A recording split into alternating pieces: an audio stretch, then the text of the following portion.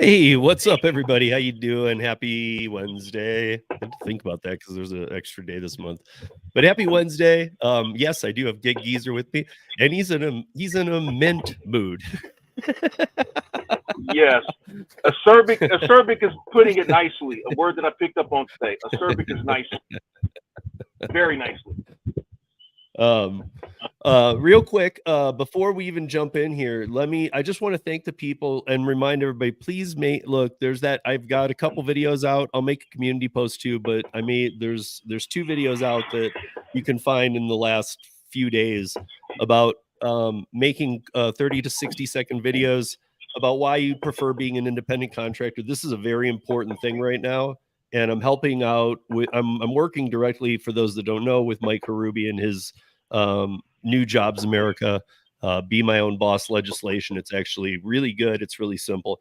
But I wanted to thank Larry from Bowling Green, Linda from Toledo, Bud Soda from Watertown, Fort Drum, New York, Dave, the independent business owner from Dallas, Pedro from St. Louis, Boots from Hawaii, Xander from Los Angeles, Joe, Let's Play DoorDash from Detroit, Cray Cray from Jacksonville, Cody, Southern Illinois, Ellen from Las Vegas, Christopher Taylor from Mesa, Arizona, and Yost Malone from Kansas City, and Patricia. I don't know if I don't have a city on her, but she did an audio only, you guys. So it proved that, like I said, you don't have to do video, just 30 to 60 seconds. Use the Dropbox link, upload it. We'll take care of the rest. We are getting it into the right people's hands, all that. The last person I wanted to thank that did this as well was Dave Beckett. Dave is in Pittsburgh, and he did a longer one than the 30 to 60-second, but we've kind of put that aside too. Like, all these have been amazing. And if you're not familiar with Dave's channel, he's right there on I think he's like 10 short of 1,000 subs. So his channel, I think, is it's Renegade Gig Hustler. I'm having to read my own doctor's handwriting, but yeah, it's Renegade Gig Hustler. But he's like 10 away from 1,000. So if you guys want to smack a like for him, or if somebody wants to drop a link to his channel, he's a positive channel out of Pittsburgh, and I always can appreciate the positive when it's honest. So that said, what's up, Geezer? Steve, how you doing? I'm actually in the van, and I am having a fucking fit because I'm in a trailer park. I've been in there 20 minutes around.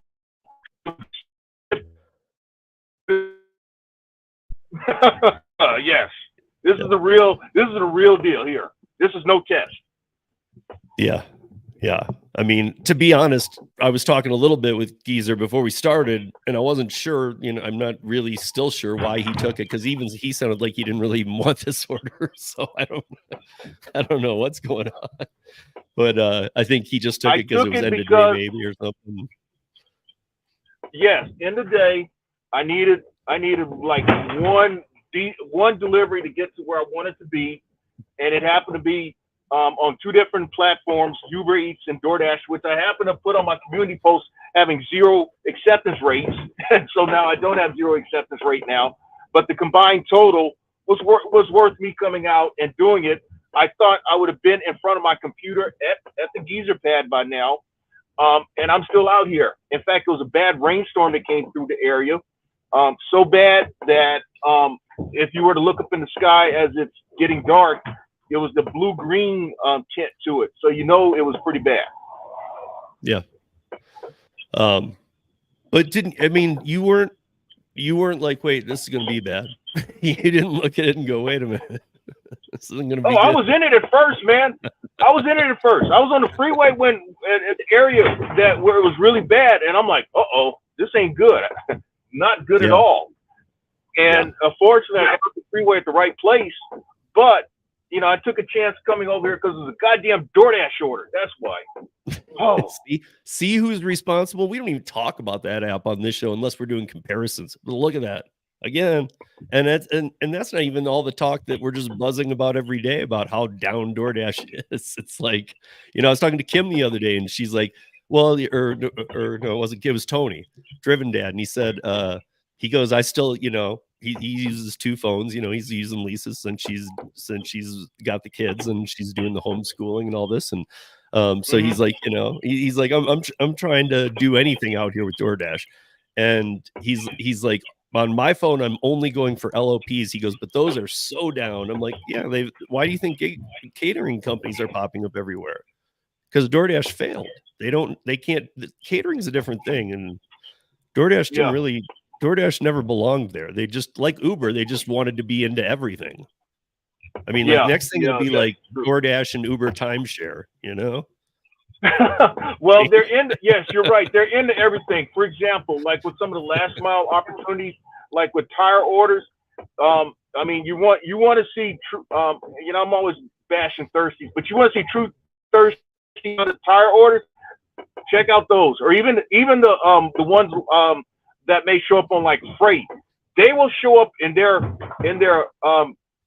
Toyota Yaris and expect that the store is going to give them a 6-7 foot door, and they're like, no, we can't give it to you. But you know, you're just speaking to the point about DoorDash being in everything. Yes, they're in everything, and they're pissing off a lot of people at the same time. Them, Uber Eats, yeah. I mean, it's not, and I love picking on DoorDash, but it's not just DoorDash. I mean, it's Uber. Look at Uber. Uber gets in things, and I mean, even if you weren't following it before, you can now clearly see that. I mean, they do some things just to put them out of business. You know, like Corner Shop, which was raging in South America. It was doing so well. It didn't need to come here. It was doing well. But obviously Uber offered them enough money and said, we'll just run it. But they didn't run it. They just wanted them out of the way. Right. Yeah, that's competition though. You know, that's competition. I know. I'm just, you know, it's funny to me when it's like when it's one thing if it's you know, if Uber's picking off something here in the US or DoorDash is, you know, but it's another thing if they're like going to South America, you know, buying out Corner Shop and bringing it up here to the United States and then saying, hey, we got Corner Shop now. We're going to keep it down there and we're going to keep it up here. And then they let certain cities like John Dash lives in Phoenix and they let him use it. He was loving it. I know a couple other people who loved it. And then they just pulled it from everybody. Right. You know, I mean, literally everything that was good about it was now incorporated into the Uber app. And it was like, okay, so now it's like horrible paying Corner Shop. Right. And you can say that with most of them, you know, they buy them up for the tech. I'm thinking this is just me talking, but they buy the company for the technology and incorporate it into their interface. And then you also see the opportunities to pay. Rody was on its way down before UPS bailed them out though. But you know, UPS bought Rody for its technology. It helped them with their logistics. Yeah, and it also is a lifesaver if their W-2 drivers ever strike. Right. It's almost the threat to them. Like, go ahead, strike. We got enough. There's enough roadie drivers who are mad we don't have enough offers for them. Yeah, got a gazillion thirsties out there that will gladly stuff their cars up to the gills. You know what? I'm still looking for the goddamn place, man. I'm gonna put this you know what? I'm gonna put this at the rental office and say, hey, look, you're gonna have to find it. I can't find the place. You're gonna have to. I've never done this before, but I will do it right now. I mean, you really can't find it? I know you're good at this stuff. So I have a sixth sense for direction. I have a sixth sense for finding things. Okay. Either they put in the wrong address or what. I called the person, told them, hey, look, man, I may have to hold this because of the weather and all. But you know, I'm not gonna drive around for another 5 more minutes when I've been in here for 30 minutes trying to find the fucking place. Yeah, maybe you're in some Bermuda Triangle area. Shit, yeah, it is, man. I told you there's been a couple of shootings off in here. Yeah. Made the news. So while Geezer's deciding if he's gonna do that or if he sees this address last minute, I'm just say hi to whoever's in here at the time. I see that there's a handful of people watching. Thank you. Kevin Hawthorne, what's up? Derek, how you doing? Traveler, Cody, what's up? And thank you, Cody, for you're one of the people. If you weren't, I think you were in here, but you're one of the people I listed on the list for making a video. Thank you for doing that. If Cody can tell you, maybe even in the chat, how easy it was, because really, guys, these are to every 100 emails. Mike and I were talking about this. To every 100 emails that are saying that are the people who are mad writing their politicians and saying, I want to be a W-2 employee in the gig economy because I can't make anything in it. Well, we've talked about this so many times. Like, not everybody's meant for this. Not everybody's meant to be in the service industry. These are just the only people they're hearing from, the complainers. But every one video, Mike's been doing this for 30 years in Washington, D.C. And he said every video is stronger than 100 emails. So my point is, a 30 to 60 second video. It's really easy, guys. And I will talk about, if you haven't seen any of the stuff I've done, if you've somehow missed that stuff, I will talk about how to do it again tomorrow night on the roundtable. But yeah, thank you, Cody, and the other people I was naming. What's up, Zach? Hope Zach's feeling better. I know he wasn't. Is that he was Cody a little under the weather. that you were talking about? Because that's Cody. He's from Red's group. What is it? Cody C. But yeah. Southern Illinois. Cody, Cody. See, hey, he's from the He said hi to you too. See. But hey, hi, even Aska, how are you? Hey, David Roth. And see, guys, David Roth, this is a perfect example. Even his avatar right there in his video he made a video as well. Thank you, David. And his video is he was showing in his video how that truck says, hey, listen, I'm proud to be an independent contractor. I'm proud to work when I want to work hard. And then he shows his truck, and his truck is, his name and son. And then he was saying this affords him the right to be able to spend time with his child. And he said, and if you notice, I'm proud when I drive down the road with my name on this truck. And then he showed, see the and son? That's my son. Like, I mean, these are powerful. These are strong because people need to hear this. You can't take these people's livelihoods away. You just, and that's kind of what some of us are facing. Hey, Ed, how are you? Haven't seen you in forever. So you guys, if you're not familiar with Ed runs a show on Sunday mornings. I think it's on Facebook too. Ed, you can correct me if I'm wrong. But he runs the taxi stand hour, and it's actually 2 hours. But it's every Sunday morning. He does it on YouTube. I think it's on Facebook. It might be on some other platforms too. So Ed, feel free to drop a link or anything. Because why am I not seeing you on here? Oh, you're on X. Okay. Yeah. If you want to, if you can, I don't even know if you can on Twitter, but if you're watching, you want to drop a link, please do. Hey, Chris, how are you? And then a physical letter goes. It does. It absolutely does, Ed. But the thing is the videos are way more powerful.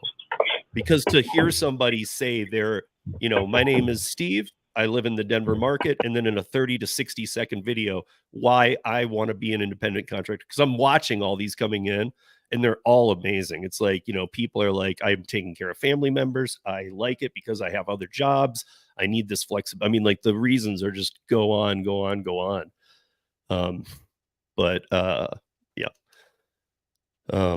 Chris is running a last minute delivery. Thank you, David. I mean, again, that was a great one, and I think that you kind of maybe are in an independent contract. I know you use the apps too, but I know you might be in an independent contractor role a little more than some. So, and hey, what's up, Eric? How are you? And here's guys, you aren't seeing the X comments. So that's Ed's website.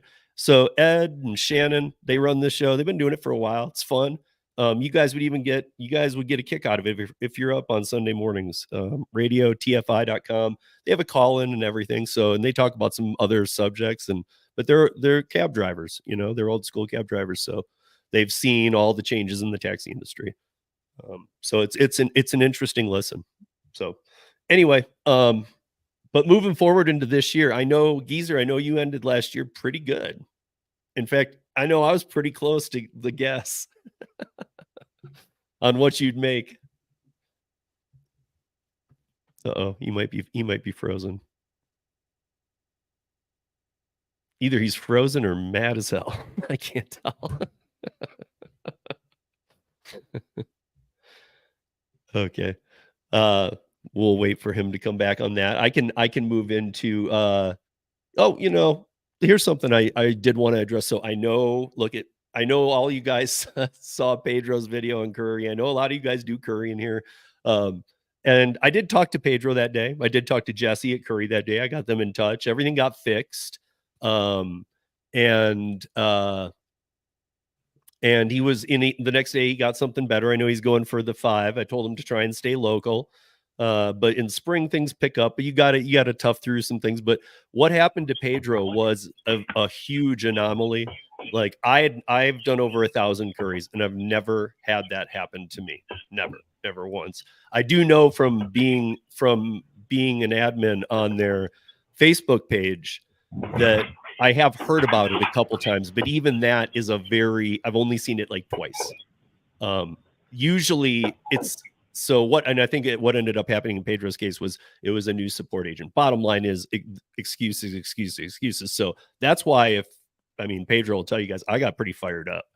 Because you guys know me first and foremost. Yeah, I like a lot of these people at a lot of companies, especially Curry, but I will stand up for the drivers always before the companies, and even all the people I know. So when I did the introduction to Pedro and to Jesse, who's the logistics manager at Curry, I told him, I said, Jesse, this guy's really pissed off and he has every right to be. And he was like, absolutely. Because he came over from JW Hunt, 18-wheeler trucking logistics.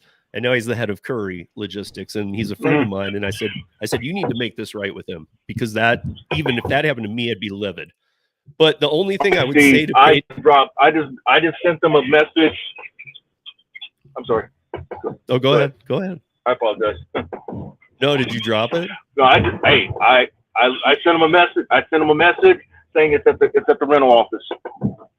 Oh, okay. Guys. I told them I'd driven around in the dark and in the rain for 30 minutes trying to find a place, and I placed it at the rental office. You go and get it. Yeah, I wonder how they'll react to that. I mean, I guess I'm trying to think now that if you've ended that, would you see if they were trying to would you see that if they were trying to message you? You would, right? Like even after, like if he tried to message you now, go, why'd you do that? Or would you? Or is it already closed out? If he tried to message, I'm already off the app. So yeah, that's water under my bridge. I've completed but if you were on it, deliveries. But if you were still on it looking for another order, would it, if it was closed out? Because I'm just curious for myself, would that come through? I'm sorry, man. Like I'm in an area where it's kind of I know. So here. I've just never had that happen, and I've never, like, if I close out one on DoorDash and I'm on the app still, and then that person texts me or wanted to connect with me through the app, would I still see it after I closed it out? Probably. You probably would, but I'm not responding. I'm not responding. No. I mean, I went above and beyond trying to find a fucking place, and I like I told you, man. I have a sixth sense for finding places, but it wasn't going to happen, especially at the nighttime in that particular place. You need to go there in the daytime. Yeah. Yeah. I see even Oscar here says that, yes, they can message you for up to 5 minutes after you hit delivered. So, okay. Most people aren't on top of it enough to even know what 5 minutes is, but okay. Cody's saying, what is Cody saying here? That I've seen a very strange curry today. Pedro did too. Yeah, I mean, it happens, guys. Like Cody, you've been on it long enough to know there's a lot of good stuff. There's a lot of good stuff on Curry, but you're going to see some other stuff too. And we're in the winter. And I know, Cody, like, I've been on Curry for 3 years. So I've seen 2 winters go by other than this one, and there's never any business. You know, I mean, never. There's never any business. It's very slow, and the business is coming through right now. I was talking Tony, the Driven Dad. He was over here at the house yesterday, and we were talking for a while, and it's coming through. It's just lower than it is in spring, summer, you know, because people are putting out their bids, and as Geezer likes to say, you know, a lot of people are thirsty, and they are. I mean, a lot of people are. Yeah, I mean, your words have never rung stronger. I mean, DoorDash is a mess, and we don't usually talk about that on here, but wow. You know, but yeah, so anyway, when all this happened with Pedro, real quick, so I know that he called me. He was mad. Trust me, I was on the road. I was doing a delivery to New Mexico. I was going to Truth or Consequences, you know, long drive back. And he called me. But then I started getting texts from Hannibal. And he's like, what do you think about all this? I'm like, I don't know, man. I'm on the road. But I already talked to Pedro, though. And I already talked to Jesse. And I connected them. So things happen. You know, and I know Pedro knows that too. And so I know he's still playing it out, but I still say to everybody, listen, if luckily right now they are onboarding you like they did, Pedro had been waiting for a while, and I've done all the pushing I can for people, but he had been on the waiting list for a while. He gets off, does one, and the second one ends up being something that was so random and weird. And the only thing I did see was his short, and his short, I was like yelling at the short because I agreed with him, because he goes, you know, aren't we independent contractors? Shouldn't I be able to pull over and deal with this? And I was like, I was yelling at the screen going, yes, pull over and deal with it. Stop and tell them, hey, you know, we're renegotiating price or else I'm taking it back. You know, I mean, don't go any farther, because if you're not familiar, Geezer, he was on like a 40-mile Curry, and it was his second one. And, you know, very transparent upfront prices. But then he gets a text, and this is something they're trying to integrate, but they've been having some hiccups. So this happens. It happens with every app. There's always hiccups. But they sent him a thing saying, oh, whoops, you need to go 130 miles more. Sorry about that. And in a text, it just said, we will pay you more, but it didn't have an amount. So I was like, he's in a short, so he's saying, to find out how much, right? Yeah, right. And so in the short, he's saying, you know, like, and I fully agree with him. He's like, what am I supposed to do? Just, you know, I'm an independent contractor. I should be able to just pull over and call and say no. And I was yelling at the phone while I'm driving through New Mexico saying, do that. Pull over right now and say, yeah, you didn't put a price down.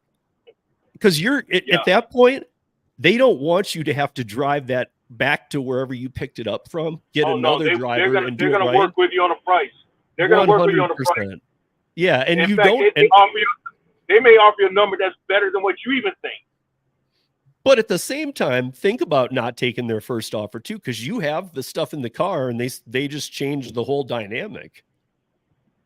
So, right. I mean, because there's also the option to say, hey, I don't want to go that far. I'm going to take it back to where it was. And that would not be good, because Curry needs to do these hot shots. So they're in a position to deal with you a little more. You know what I mean? So you just, and it's not even like you need to know somebody. I did end up connecting Pedro and Jesse because Jesse, the logistics guy, was very upset about all that. But to be honest, pull over, get in touch with them and say, listen, my car's not moving until you tell me the new price and I agree. Like, I wouldn't go any farther. But even then, they would go as far as calling you in certain situations. So I do know that from experience that they will call you if necessary, and put the money on that order before you leave. Yes. So, I mean, trust me, especially with Curry. I know their support. They have been through. I got to tell you guys, one of my biggest downside to Curry, and even if they listen to this often, I'm saying it right to you, Curry team, and I'm not going to shock you. You know this. We talk about this all the time when I talk to you guys.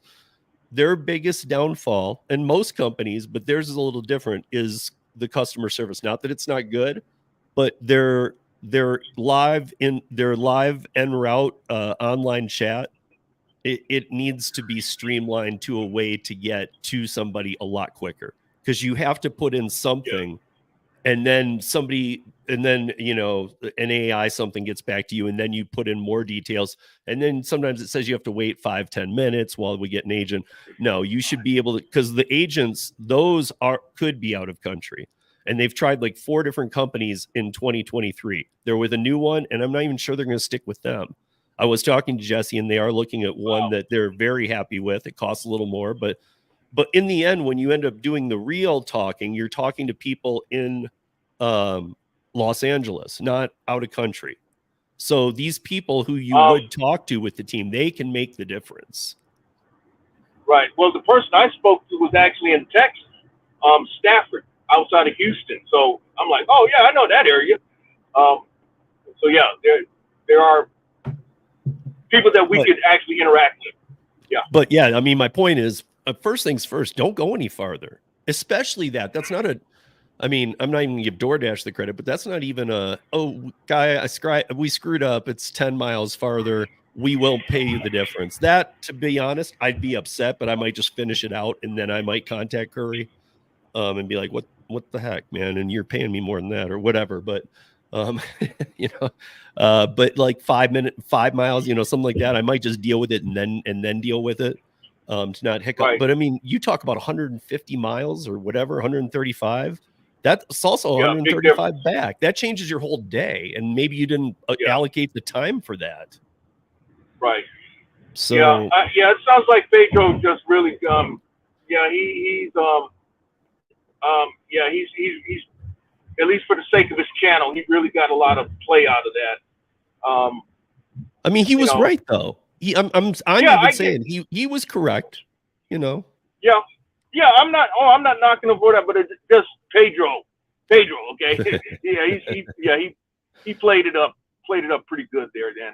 And there are other content creators that'll do the same thing. I'll leave it at that. I'll leave it. Hey, what's up, Boots? How you doing? How's Hawaii? So, and then, so David, that's not a weird experience, to be honest. If you got onboarded, just wait. And the other thing is, guys, I mean, it's a perfect time to bring it up again. Make sure that if you're okay with this, I never was in the beginning, but I learned that you have to do this.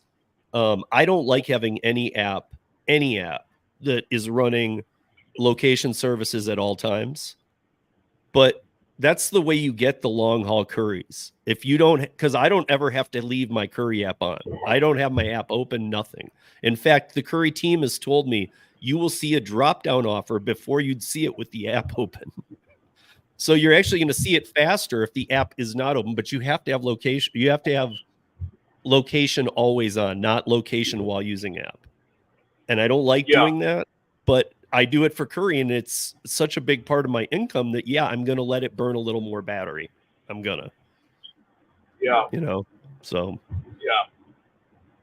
And then here's, Brian does a lot of last mile and curry too. Let's see. At that time, you can name your own price just because of what you said, Steve, about budgeting for that drastic of a curveball to, I mean, they know you have the goods, and they will trust me. Here's the thing: is the person that, like, obviously he got on a chat with, that person's not gonna. That person is like they're just the online team, and they probably have the budget to go up to $20 extra to add on. They're not even looking at how much longer it is or whatever. They're just like, we can tack $20 on, but they didn't even say that. So you got to get to somebody. And I would say that with all the last mile apps, you know, with DoorDash, I wouldn't bother with DoorDash because the pay is so crappy to begin with. I wouldn't want to waste more time on the phone with them. That's how sad. You just have to use your best. Well, I say use your best judgment, but then we know the examples of people who may not use the same judgment. But yes, you have to make a determination if that offer is worth your while on DoorDash. Yeah. All the apps, really all the apps, but just for the sake of this point, DoorDash, you really have to be certain that this is one that you're going to do, because you're also dealing with that 90% completion rate thing. You can't flip back offers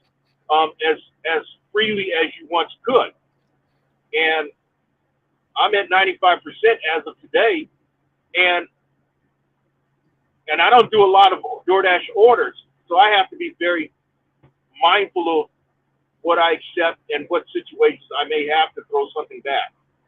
Sure. Yeah. So David, to address your point though about that was months ago, here's what I would do. I would email reactivation@curry.com, because what they do is if you haven't taken a, what is it 90 or 180 days? If you haven't seen or if you haven't taken an offer in either 90, I think it's 90 days. If you haven't seen an offer in 90 days or if you haven't taken an offer in 90 days, they soft deactivate you. Hey, Ed, thank you. I see that I'm watching you over here on the, thank you for joining. And yeah, I thought you already were subscribed. So, but guys, check out Taxi Stand Hour. I'll even somehow, if you're watching on the replay, I'll put something in the show notes here, because you guys want to go check it out. They have a lot of fun over there. It's a good thing. But back to David, reactivation@curry.com. And I know you might not have got an email or something, but what they do is what I've always said. Why do all these companies waste money on sending all the data and everybody's all upset about the Curry wait list? Well, that's because they watch things like data. So if in 3 months you don't take one, they actually soft deactivate you. But if you email them, you're usually back on within an hour of when they get that email. Like, they're just like, okay, they just want to make sure you're still using it, because they understand 90% of people who leave the app don't ever like call them or delete it or cancel it. They just they just delete it, but then they're still sending them out. And so they've actually realized what we've talked about, that it has a cost to it, just like anything. These are the things that make me understand Curry gets it. They're a smarter company. Are they always the best offer? No, of course not. No app is great. This is like every time, not even close. No, you're right. But it's up to us to try to make it work for us, and that's the goal. That's the goal with what you get across to folk. What I try to get across to folk, others try to get across to other people. Well, I take that back. Not everybody does that, but there are people who make the effort to try to emphasize that you have to make the apps work for you as best as you can. You're trying to get the most money as you can out of these apps, because they're not going to give it. They're not just going to just their largesse, their benevolence isn't like that. They're a business, and they're trying to make money, and your goal is to try to get as much as you can. Yeah. I mean, that's me right now in the winter. Like I was saying about Curry, I have my other apps too. Like today I did a dumpling. I know that you guys always get thrown off when I start talking about dumpling. You're like, that's that weird one where you got to find your own customers. Yes, it is. But in today's day and age, it's very well worth it to find your own customers. Yeah. I'm just saying, like, I mean, and I won't even say customers. I'll call them clients, because especially if they're repeat, like my clients treat me extremely well. Like I tell, like they tip me well, everything. And in Curry's, they line item everything. You see everything. You get in-store prices.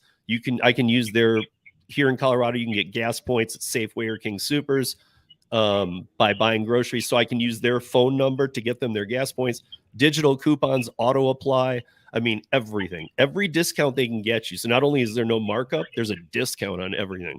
So it's pretty amazing, actually, really. And the way you can set different ways of charging up. But today I made $48 for about 30 minutes work. She had 25, what you don't say items, you say units. Yeah.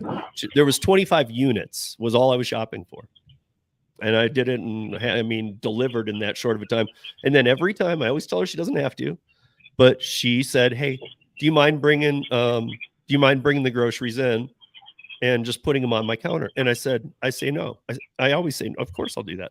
And so she always tips me $10 cash. I always tell her she doesn't have to. She treats me well. I'm fine, but she always gives me $10 cash. And I think that's sad, because we're taught by Instacart to throw it in the dirt. You know, I don't know. People are very appreciative when most of my, like, I don't have a ton, but my dumpling clients all used Instacart at one point. And they all, when they found me, they were like, thank God. This is what we were hoping Instacart was. Like, we didn't know it was just straight up a ripoff. You know, so but Geezer, since I know you had a killer closing year last year, what has this year been like? And I know it's January, February, but Give me a few moments here. Put the key in the door. Sure. Let me see. So they did. I sent the request. There is just a generic message saying don't call us, we'll call you. Yeah. Did you email reactivation@curry.com? If not, you can email me, steve@ridesharerodeo.com. Here, let me put that in there. And I can always contact the team, and I can forward your email to somebody who will absolutely take care of it, because he is the new logistics guy, or he's been there a while now, and he cares a lot. He gets very mad about the things that go wrong because he knows they're fixable. Yeah, I mean, yeah, good attitude services. Yes, dumpling is a win-win. I mean, dumpling's a win, period. Because if it doesn't win for you, it's just, you can't blame the apps anymore, because you set your prices, you set how they work. That's a whole episode of its own, because there's a way that it works. You know, that you can set, like, mine is 15% of the grocery total, and a $20 minimum. So, you know, it's I think Geezer's coming on from his computer. As soon as I see it come on, I'll bring that one up. But yeah, I mean, you set your prices. So, like, I can have a $20 minimum at each store, 15% of the total, but they tip amazingly when they see that kind of transparency. Like, okay, you're taking 15% of the grocery total and a $20 minimum if I order under $100. So, but these people are prime for the picking right now too, guys. Like, I don't know if you guys remember me saying that, here, I'll bring on his other one, and as soon as he's on, change it over. But I remember you guys asking me, like, well, what, what about, like, when I said that I'd put the my dumpling stuff in every Instacart order. Well, here's the thing about that. I absolutely would do that, because I don't care what Instacart thinks. I am an independent contractor, and I'm working with Mike Karubi and some other people, and I happen to know a handful of lawyers who are dealing with a lot of this stuff. Now, does everybody know? But I'm kind of really willing to test the waters. But here's my thing: I don't want to stick my dumpling flyer into, because I'll challenge that if they were to ever do it. And I don't even use Instacart much, but I would challenge Instacart for sure. I'd get a lawyer, and there'd at least be time. I'd make them spend time on this.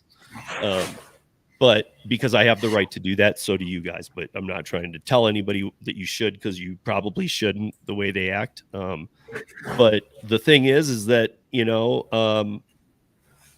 don't want every Instacart shopper. I don't want the person who doesn't tip and I'm getting paid $7. Why would I stick something in there? I want, if it's a $300 Instacart order and it's got a big tip on it, yeah, I'll stick a business card or a flyer in there saying, hey, I'm on dumpling and you should contact me. I'll do much better job. I'll be the same driver every time, and I'll give you a much better deal. All right, man, I'm back on here. Just like that. Listen to the purity of that microphone. Yeah, from the van to the nice microphone, the FM voice, and feeling a little calmer now. Yeah, because you're back. I'm back in my element. Yes. Yeah. So I was saying, last year, I know you ended up with doing really good last year. Right. So I know we're January, February. I know it's not ever the best months, and I always tell people vacation in January. I mean, it's just not worth it. But this year has been extra bad. I mean, how is it going for you? Well, all right. I'm gonna give the number from 2023, because Steve was probably the closest person. He predicted 119,000 gross. I did 112,000 gross, at least based on my count.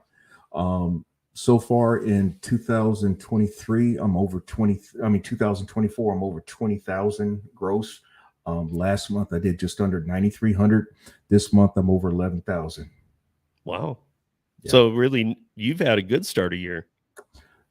Average. I mean, Right. based But on I mean, based well, on I mean, recent to trend. me, Yeah. I mean, I live in Colorado, so when we get Okay. snow and things just kind of shut, you know, there's no paint deliveries, which is I make a lot of my money on paint. Right. You know, there's people you can't paint when it's 10 degrees. It's Yeah, you you can't. can't even you can't take it anywhere. You can't, even if you're moving it into a new build and not leaving it outside, it's still too cold. So you can't, Right. you know, Right. so Well, there's I get. Yeah, you're right. I shouldn't. And I apologize then for if it sounds like I'm kind of talking down on what's going on.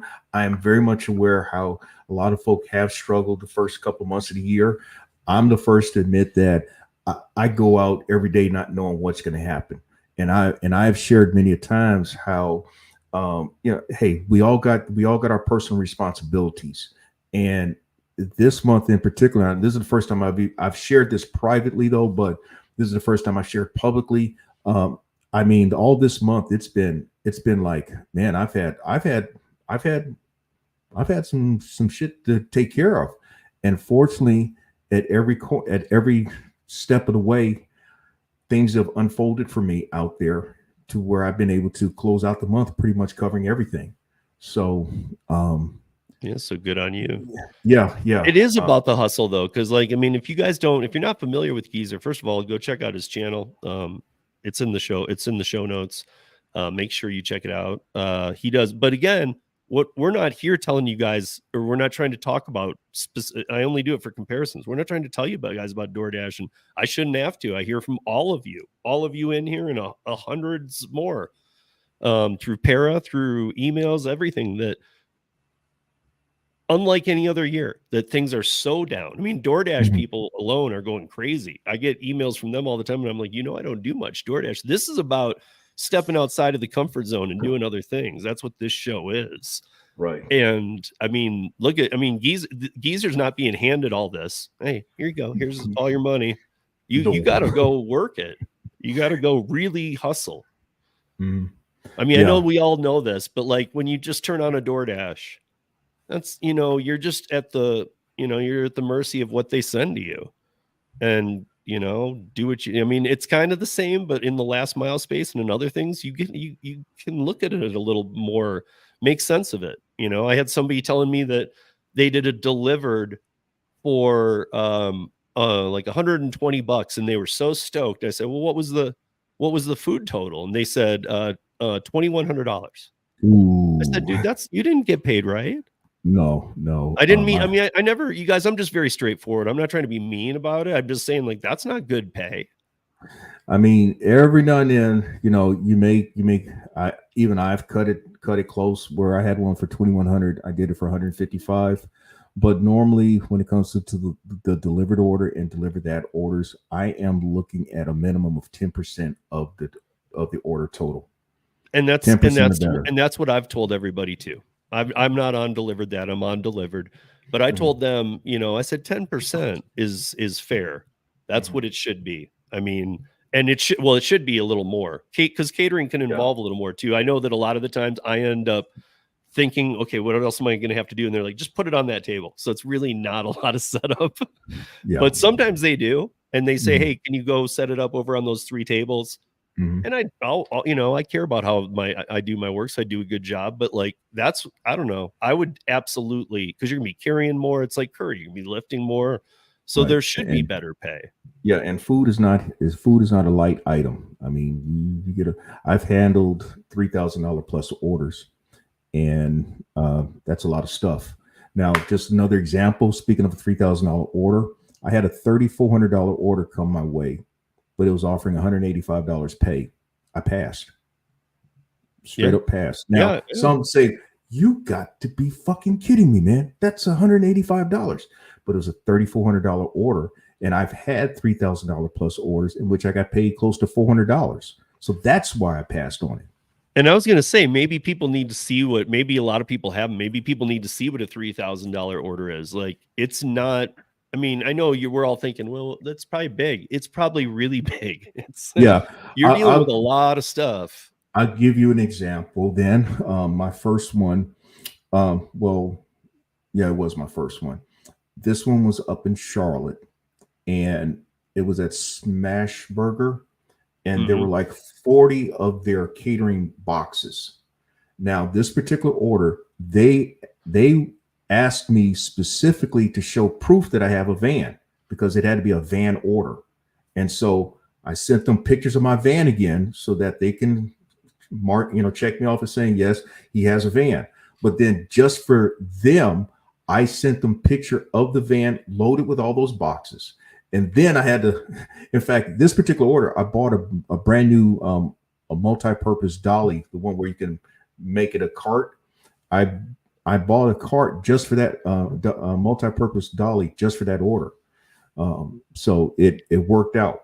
It was a solid investment for that order, and it's been a solid investment, subsequently. But anyway, yeah, that's. But I mean, example. but $3,400 or whatever it is, that's not going to fit in most cars. Like that's a van delivery, or it's even not gonna maybe fit. An SUV. And I don't think so, though. No, it's not. Yeah, even if you had a Suburban with the seats down and all that stuff, you get 20 boxes in there.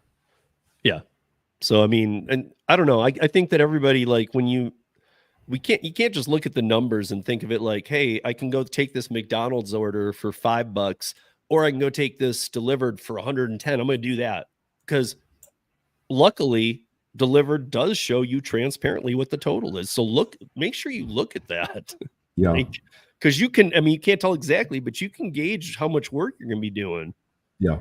You do it enough. You do it enough. You have a good idea what you're going to have to do. But I mean, like your number's great, 10%. I mean, like I would like to see more, but I mean, 10% is like that. I think that's like my rock bottom, but I'd also probably be happy with it, kind of thing. Mm-hmm. Yeah, you would think 15, 20, but I mean, that's that would be ideal. 15, 20.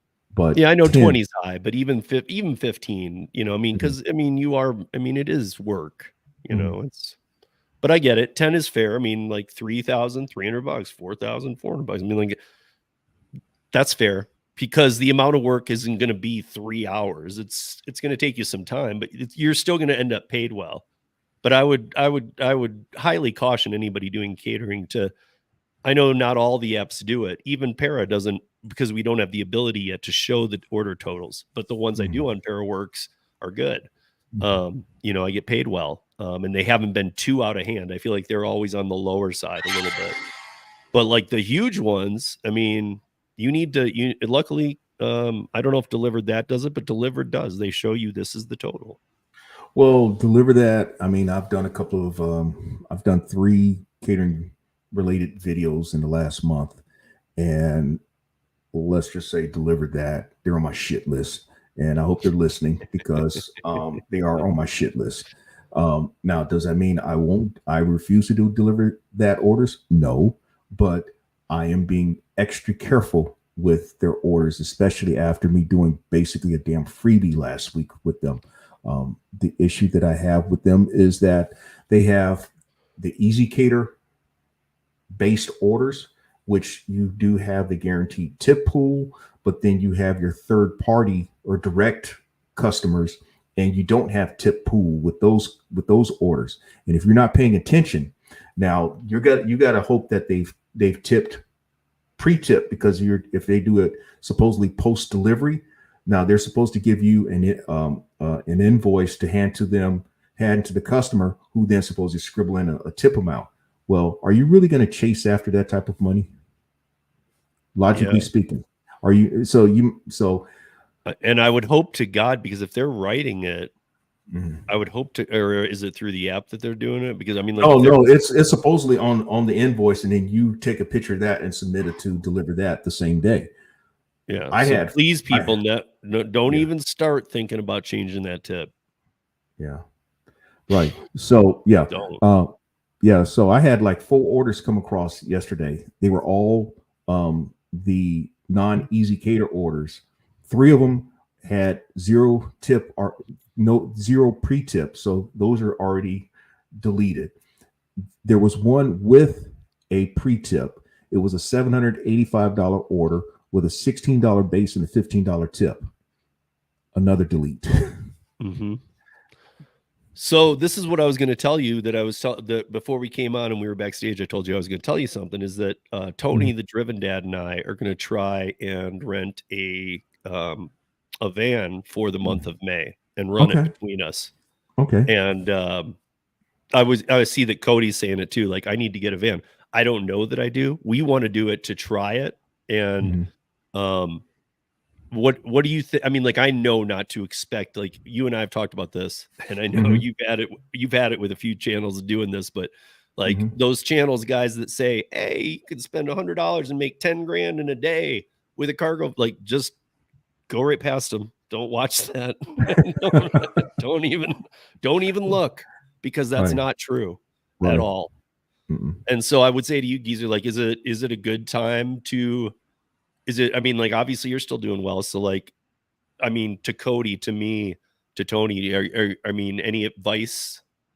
And I know we probably even addressed this before, but now we're very more serious, and it's only a month or a couple months away before we're doing this. Right. Well, since you're already on Last Mile apps, that's going to help. So then what you're going to be able to do is add, get in contact with them and change your vehicle.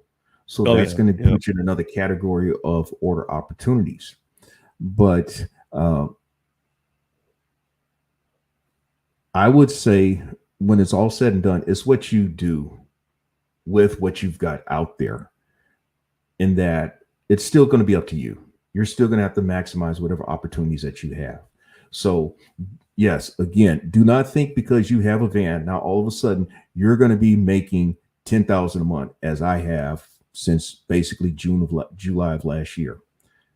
I mean, I started out at 7,000. Right. And I got, and folk gave me a hard time over 7,000, telling me that I needed to trade him. I needed to give him my van or trade it in or get rid of it.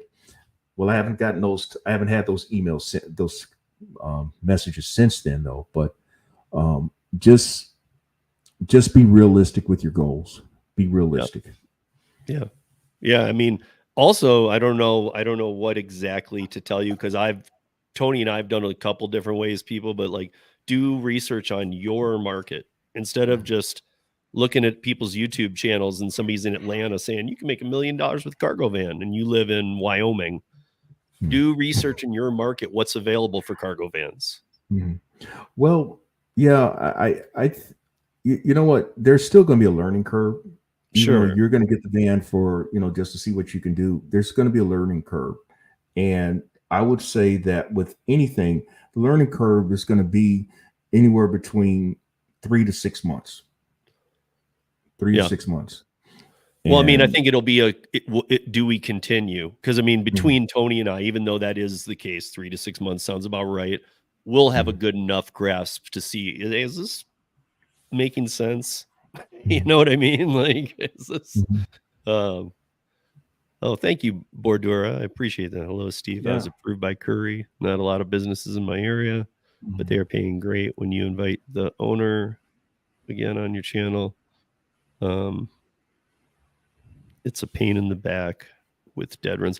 That's kind of, that's where you got to get really clever, Bordura. You got to, because if you're taking long distance ones, I still love it, but I know Geezer probably does a little better, probably getting some returns on some apps because he has the van, but with a Curry run or something going long, I don't think I'm going to get something back.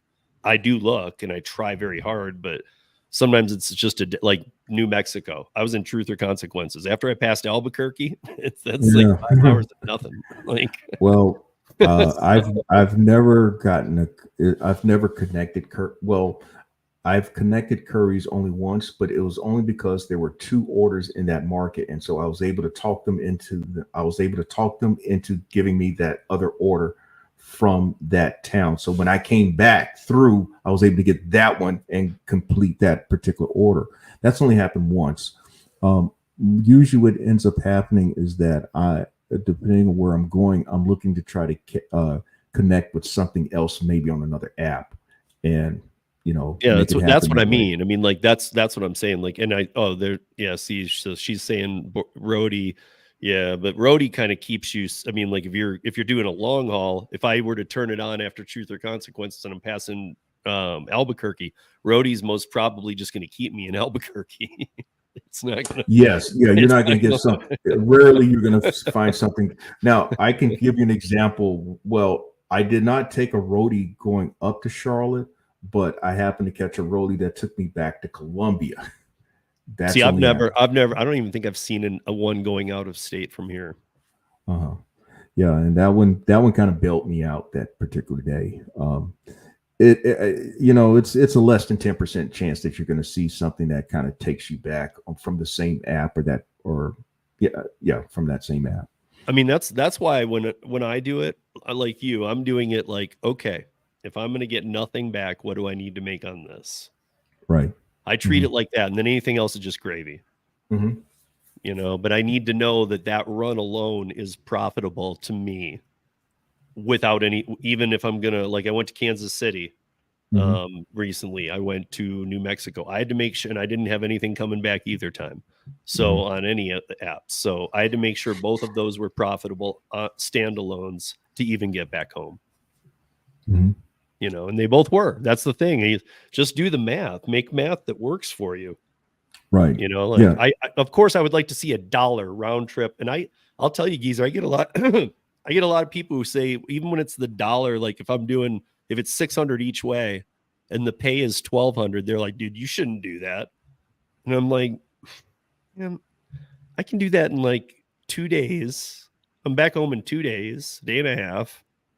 And there's very few people, Steve, that probably could be qualified to tell you that you probably shouldn't do that.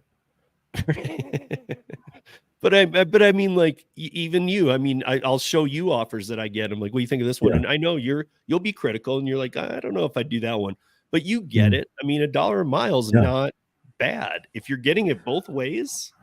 That's not a bad scenario, because here I am. I've shown examples of me getting $2 plus a mile, which would then in theory be there going there and back with the money, but that's only because of certain advantageous situations that I've been in. But I think that $1,200 one wouldn't be a bad one. It really wouldn't. You've covered yourself going there and back. And I know that it's not money in my hands, but I know, first of all, I know a lot of you guys not in here today, so I don't have to pick on anybody, but I actually know a few people who are years behind on their taxes. I've been talking to some people lately, years behind, like they haven't filed in 3 years. Like, dude, you got it. This is not what you should be doing. If you're not paying your taxes, you should get a W-2 quick and call the IRS before they call you. It's a big difference because they will work with you, but I've not figured out mine yet, but I will be doing that during the month of March. Right, but your last year taxes are paid. Yes. Yeah, mine are too. I mean, I'm not going to let a whole year go by. Like I know some people who owe for the last 3 and this year. Oh no, that's not a good situation to be in. To me, I'm like, call the IRS, and they're like, I'm not calling the IRS. I'm like, okay, well, eventually they'll call you, and that's not good. Like, that's not what are there load boards for your size vehicle? What is your size vehicle, Dave? You said a semi, of course. Yeah. Well, no. Earlier he was saying that he drove a semi for a bunch of years. I think it might be his truck here in the avatar. So yeah, I don't know what is. Okay, if it's for no, if it's just straight up pickup truck, no. If you had the big boy truck and you did flatbed, yes. So even a trailer, a pipe rack, all those kind of things can qualify you. So I mean, there are some boards for a flatbed. I'm not familiar with those terms though, but I've seen like F-350s. Yeah, with the flatbed trailer. I guess it's not a low boy, but you've seen like F-350 hauling cars. Yeah, That's what I'm talking about. Well, Right. those are, Is that what he's saying here? No pickup truck. He's saying no, it's a pickup truck and a pull trailer. oh, that no, you need to go on like Bungee. You're not gonna Dude, do don't the send him to Bungee. I happen to mention Bungee because I know somebody in my market who's driving a Suburban and has a trailer right now. Okay. Yeah. So Because I but mean, that, like, I don't know if it's changed for you, but you and I both used to have the same opinion of Bungee, and that's oh it has not changed. It has not changed at all. I mean, Bungee is the app. Bungee and Rody are the thirst apps, in my opinion. I even, you guys all know I don't like Rody, but I would put Bungee in worse position than Rody. I put them about the same. Yeah. I guess the only difference is that Rody actually has more offers. Like, they're still all bad, but pretty much. Yeah.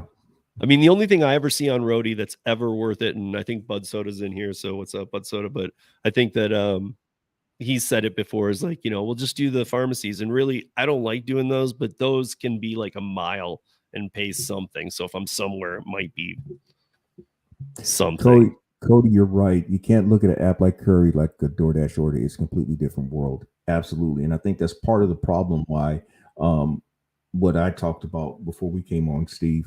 You've got people who've got DoorDash mentality working Curry app. And what people don't realize, and I've talked about this a lot of times, when you take those bad orders, you're setting a market. Mm-hmm. The algorithm is going to interpret that saying, oh, this market thinks that this market sees this order as fine, for lack of better words, and it's going to keep throwing out, or what's going to happen is you're just driving things down to zero. If you were to be more selective with your orders, the algorithm has got to respond to that as well, because they're in the business of moving stuff. And if the market is set, if you're setting the market at $20, but it should be like $60, $70, don't complain that you're not making any money, because you're helping. You need to look in that mirror yourself. You're helping the apps a lot by taking those cheap orders. I can't say it enough. Yeah, no, I mean, and again, it goes to, again, Geezer's term has always been thirsty. I mean, like, I mean, those people have always been out there, but that's what I was kind of getting at. I know that we're talking about a different space, but like on the other apps, that thirst is showing clearly. I mean, look at what a mess DoorDash is right now. I wouldn't even know where to start. And luckily this isn't the show where we do that, but I wouldn't even know where to start. Everything's wrong with DoorDash, the whole thing. Yeah. I mean, transparency, nope. They're using tiers, acceptance rate matters. You are an employee on the DoorDash app. Yes. Straight up. You just don't get a W-2. Yeah, you sell your soul just to have a status. I mean, there was a time, I know, guys, when I mean, that's why it's the big one on YouTube. Even you put DoorDash in the title, you get more views, because everybody was doing DoorDash. But people are getting wise. I mean, and they're not seeing it as just a dip. They're understanding that, hey, listen, inflation's high, things are crazy. Maybe I'll spend some on the shopping apps, but I don't want to spend it on DoorDash. And if they do, they're very low paying offers, and they're trying to find the deals. Like if you've ever opened the customer side of the app, you might want to go to this restaurant, but they have a 2-for-1 on 3 restaurants. You're gonna pick one of those because you're basically in their sales shopping. Right. Now, someone's pointing out about thinking about under 10,000 pounds fully set up fully loaded, and then load is under 10,000 pounds. Don't need it. All right. Let me answer the question about DOT and MC number. The DOT number is used when you are transporting goods within state borders. That's basically the premise of DOT number, and it's got nothing to do with load size. Your MC number is your motor carrier number. That's what it means, MC, and that is when you're transporting goods across state lines. And you've got to pay $300 for that MC number if it's for whatever classification is. I am in that general cargo classification. 10,000 pounds. That is going to be the cutoff to whether you're going to be subject to safety audits and inspections.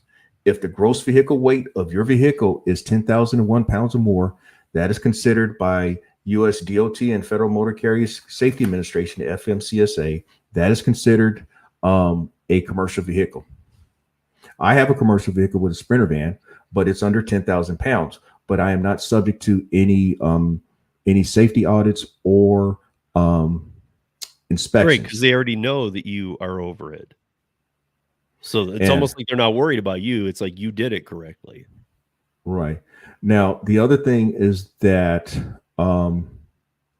when you're 10,001 pounds or more, you're subject to those weight stations. You may have, depending on if you're like in a box truck, the big box trucks, 26-foot box trucks, you're likely to have to stop off at the weight stations. If you're in a 16-foot box truck, you may be subject to stopping at the weight stations.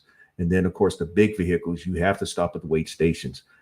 If you think I'm giving you bad information, drive down the road and deal with one of the state safety police or DOT police. They will pull you over. Right, and I'm sure that those are not slap on the wrist fines either. I wouldn't think. I mean, I wouldn't think it's $40. Like you're going to pay some money for screwing off. You have a small box truck at home, 10,000 gross weight all the time, pallet freight. Well, like I said, you're subject to stopping off at the weight stations, and you're subject to being pulled over. But hey, you don't have to take my word for it. I'm sharing something with you that I dealt with earlier this year when the US DOT and FMCSA approached me about a safety audit, and I had to go through, short of showing my birth certificate and college diploma, to show that I had a Sprinter van and I am not subject to the audit. And wait, this is whoa! I might take this bet.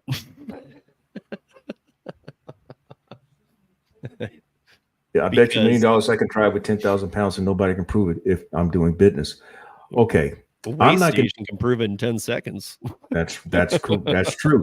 Now, if you're talking about like a F-350, you're pulling 10,000 pounds, your vehicle. See, here's the thing: it's your gross vehicle. It's the gross vehicle weight of the vehicle. What you pulling does not make it an issue unless, if, for example, if you're pulling, like if you have that flatbed trailer and you got cars on it, you best to have some paperwork showing that you're in line with US DOT and FMCSA, or you will be pulled over. I promise you will be pulled over. Yeah. So VW Touareg plus aluminum trailer plus small car. Don't worry about that. That's not what we're talking about. We're not talking about that. We're talking about stuff that is done for business purposes. Right. I'm not sure what the easy hack is.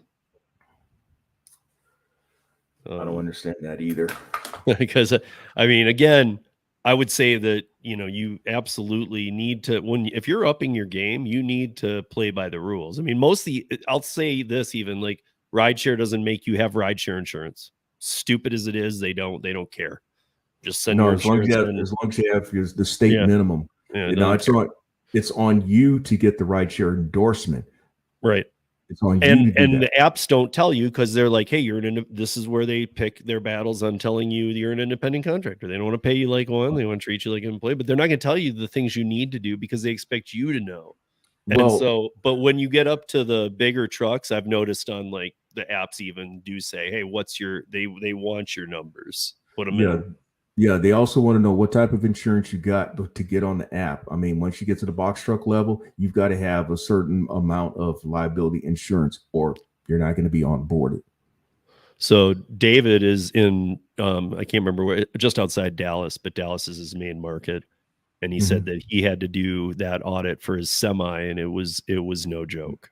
Yeah, none whatsoever. I happen to, in fact, as it turned out, This went on for about a month and a half because I went back and forth with FMCSA though. But I sent them a copy of my certificate of insurance.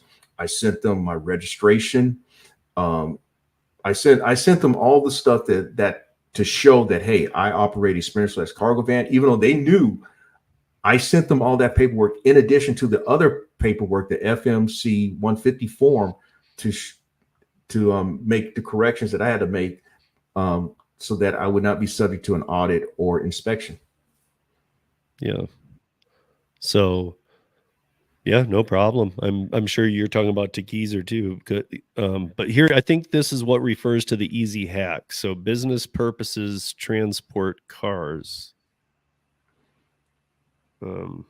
Okay, like if you got, they cannot Here it prove is. you're doing business under 10,000. They will not stop you. That's correct. They won't. If your vehicle's gross vehicle weight is under 10,000, they won't stop you. However, try to pull 3 vehicles. I've seen it. I've seen it on the road, man. But at the other side of that too, how do they know if you're over or not? Like, are they eyeballing it? Oh, he's fine. Like, because all they need to do is make you pull into a weight. They pull over there then, and let's see. I mean, those guys are out there. They're always pulling people over. That's what they're looking for. They're looking for stuff like that.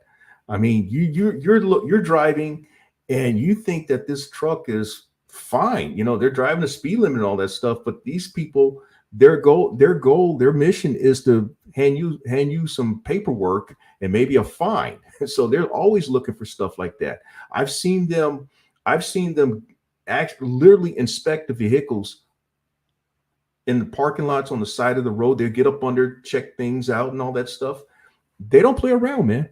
They don't. They're looking for a reason to give you a fine or some type of warning. Yeah, and there was, he's saying that he drives semi and he knows. He's saying that you do get fined big time. Like, yeah.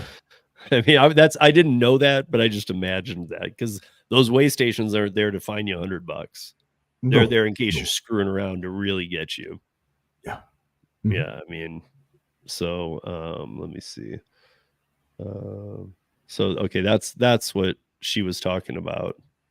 Okay. With, I guess, towing a car. I can apply for. Did I miss something? What's MSP salary? What does MSP means? I don't know either. 72,000 a year. Okay, so you're talking like 4,200 a month to 6,000 a month. Doing what? Yeah, I'm not. Why am I not even? I keep thinking of MSP as like. Yeah, manufacturer suggested price. like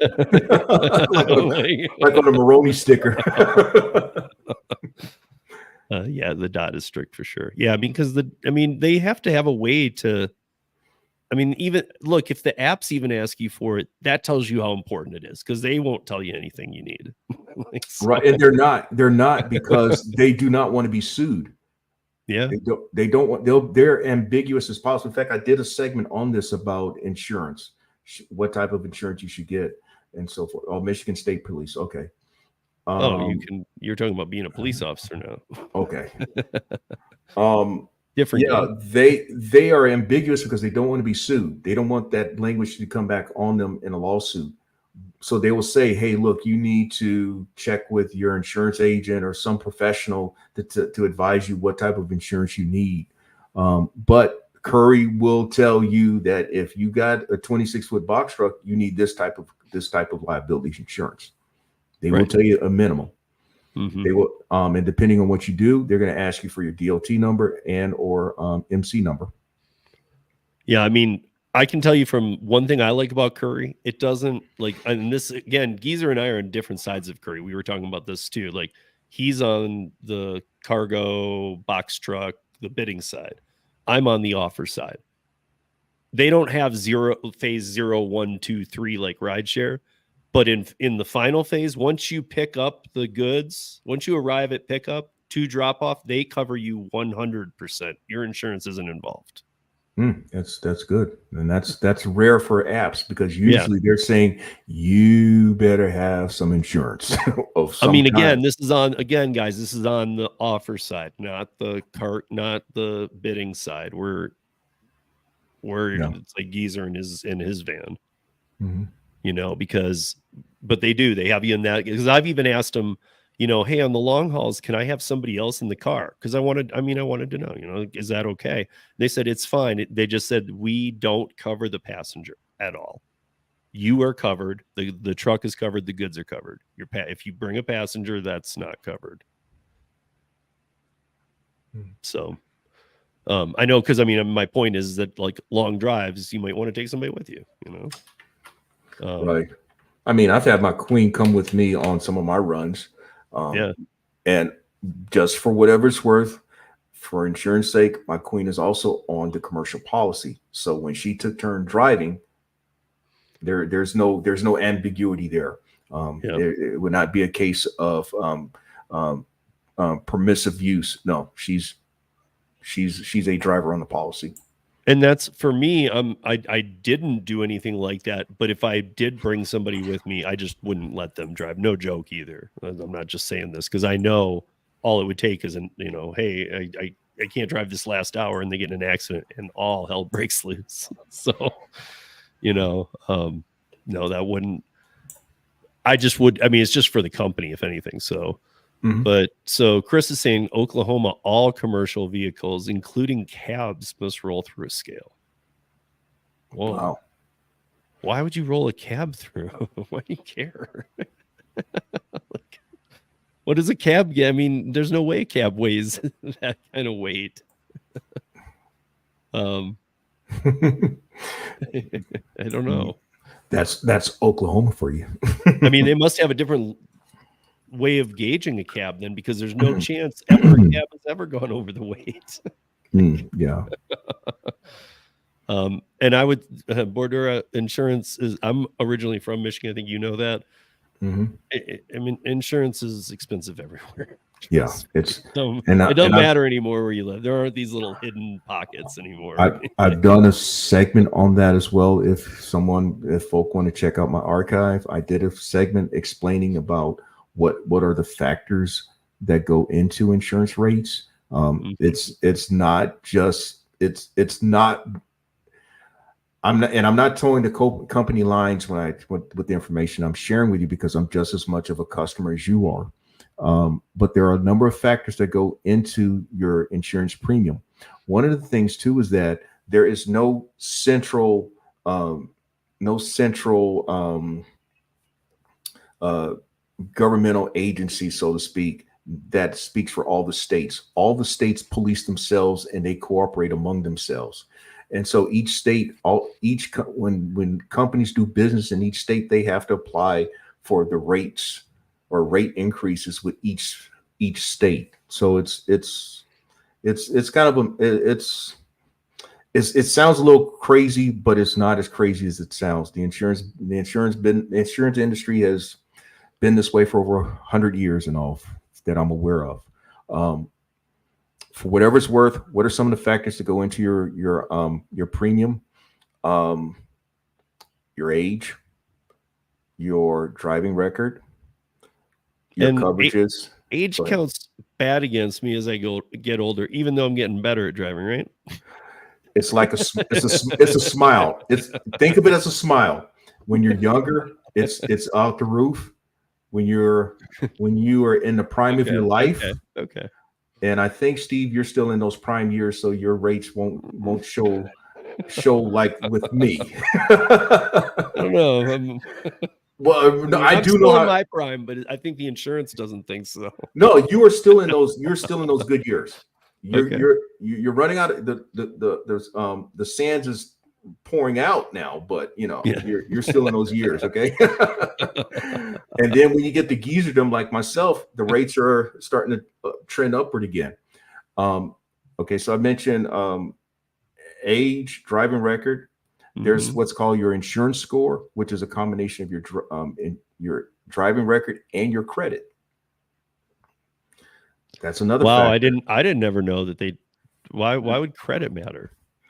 Well, the assumption is that a person who has good credit is not going to drive like a bat out of hell and fuck up their vehicles and don't care. Wow, that seems like a lawsuit right there.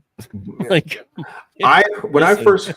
first heard about the insurance score and your credit, how they factored that in, it was 20 years ago, and I wasn't thinking about property and casualty insurance. I was just a life and health agent.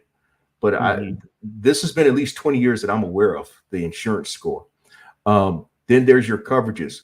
The higher your limit. Like I have $1 million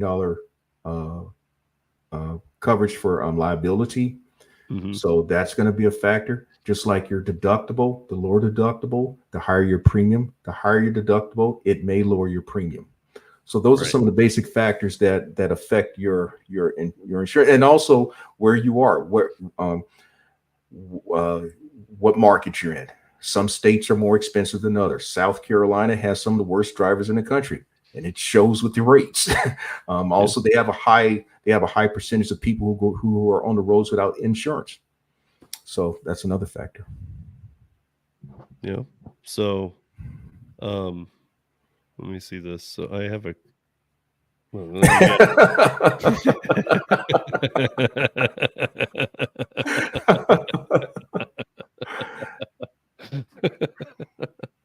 That's pretty good. I like that. So Chris was saying that even in what is it? He was saying in Oklahoma, you have to have even the cabs. This is going back to that cab comment. You have to have a Class A license. That's just crazy. But I guess this points out, this is what I was saying and what Geezer was saying. Make sure you look at your state, know what you're doing. Like once you step out of the DoorDash world and you want to start getting into these other things, definitely look a little more into it than just clicking the OK box. Yeah. In fact, that was a part of the learning curve that I went through this time last year when I was sharing certain things, because hey man, I was looking to, all I was thinking about really and truly was increasing, giving myself a greater earning capacity. But then when I got to thinking about, do I want to get my authority and all the other things that was involved, man, yeah, it was a different world altogether. Right. But then sometimes when you do get those things, even though you're looking at it as the expense, if your business is growing and you can see the potential, you might do a lot better. So, I mean, I think that the real point there is just, if you've been just doing food delivery and you're like going, hey, it's dead on all of them, I got to do something else. And you're looking to up your game, go into something else, really look into, like, spend a little more time than just onboarding to the app and hoping that they covered you. I guess that's my advice. Like, look at your market. I would. I mean, Tony and I we were seeing what is the need for box trucks, or is there a need? We were kind of prodding around, and it takes a little investigation. But even Google, you can do some dives on Google and find some stuff. Like for a while here, like pickup trucks with pipe racks were needed on Curry big time. They're not right now, but in certain markets they are. So, but now they're back to needing box trucks. So it's just like an ebb and flow. You just got to be familiar with your market. You got to know, like out here, we have a lot of plumbing supplies and pipes. So they were like begging people with trucks and pipe racks to get on it for a while.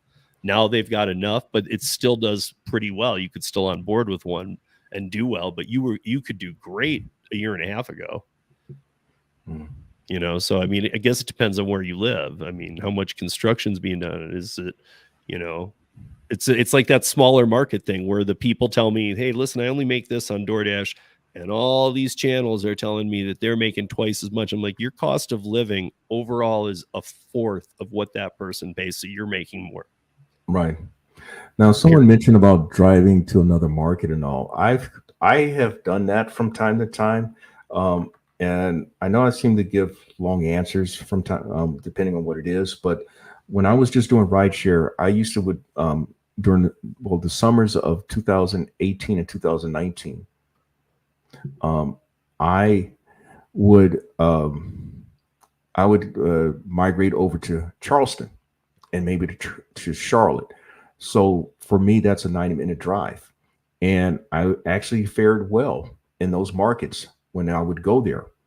Last year with the van, I would sometimes migrate up to Charlotte. In fact, I did a couple of gig geezer segments work in Charlotte, and I had mixed results. Same thing with Charleston. I had mixed results out of Charleston as well. So I'm not against going to other markets, but you have to. It's it's a 50-50 thing. It really is. It's a 50-50 thing if you're going to do well in another market. It's be all the same if I go to Atlanta. I've gone through Atlanta a lot, and quite honestly, I don't see anything out of Atlanta, at least on the last mile apps. Maybe because I'm on the freeway a lot, but I just don't see much of anything. Well, like Boss Up with Kay. I know Kay, and he's told me, man, Atlanta was a market that did great. He goes, but there ain't offers here anymore. It's okay. So okay, and Charlotte, you see things, but then again, because you've got 2.5 million people, Charlotte's like the size of San Antonio, man. Things come and go real fast. I'll just leave it at that. Yeah. So sometimes you're almost better off just staying where you are and just try to maximize where you're at. Right. But at the same time, like, I mean, clearly, look, I'm getting more emails than ever about the people asking, what are the other apps? And I mean, I know a lot of these people too. They're Door Dashers primarily. Maybe they multi-app too, but they're primarily Door Dashers. And they finally I remember this during rideshare, watching it, never, ever, ever from 2015 to now did the rideshare pay go up. No, Never. It's always going down. It never went up. And Steve, we talked about that. Steve said he was doing rideshare 2014, 2015 during the true golden era of rideshare when drivers had 80%. You said 85%. When there was a percentage, yeah. I came in at 75% 2016. And now I think the numbers have flipped where the rideshare companies are taking 75% of it. Yeah. But yeah, I actually at least, so for example, one of my highest paying runs was from Columbia Airport to Atlanta. The customer's fare was $240 and my cut was $180. That was like February or March of 2017 when that occurred. Yeah, I mean, they've also raised the prices, but I mean, I had Tony over here yesterday, and I can tell you guys this: like, we pulled up, he was pretty spot on. I have the Uber passenger app as well as the driver, but I had the Uber passenger app, and I was like, what would it cost for me if I'm gonna open the app right now? And he looked at the time; it was like 4:00 yesterday. He's like, it might not be surging yet. He goes, but sometimes there's the surge that the drivers don't ever see now, and that's going on. So you'd be surged, but the driver won't get it. And I'm like, UberX. If I want to go to the airport right now, and I live about 25 minutes from the airport, and the airport, Denver airport's just a pain these days because they moved it way out of the city. So I was like, how much am I going to pay? And how much is it Uber? He doesn't do UberX, he does Comfort, but how much is an UberX driver going to make? And he was like, if it's not surging, I think you'd pay 50 to 60. And I think the driver on UberX would make 15. Wow. I opened the app. It was $52 from my house to there, and it wasn't surging. I mean, he was that close. He's 50 to 60 probably if it's not surging. I opened it, boom, 50, 52. And I was like, so $52. He's like, $15 to $17 is what that driver will make. That's 1/3. Yeah. That's 1/3. That's just pathetic. And there was a time when we would have gotten, at least back in your era, Steve, that would have been $40, $41. Yeah. $41.60 for 80%. Yeah. Yeah. And if there was a surge, you were getting a percentage of the surge. Yeah, that's right, man. But that's when they would actually try to go back and recalculate it on you. But the surges used to be, the multipliers. So it could get up to like 5-6x and all. And I used to go up to Breckenridge because I snowboard. I would snowboard all day. I mean, I stayed with friends in cheaper areas around because I can't afford Breckenridge, but I'd go right downtown, and it would get up to 9 to 12 times every night during winter every night. 9 to 12 times surges to take you up to $13 million McMansions up Ski Hill Road for Wow. 3 miles. Right. That's it. And they would pay. It would pay like $90. They would pay, at least back then. Yeah, I mean, you could just sit there and wait for those two. Like everybody was making that much. Yeah. That's why, of course, too, back then, many of your first drivers were former cab drivers, and they saw that they were making a lot more money, and it was a lot easier. And of course, what happens? Everybody starts getting on, and then it goes downhill. But that was different time, different era, not long ago. Yeah.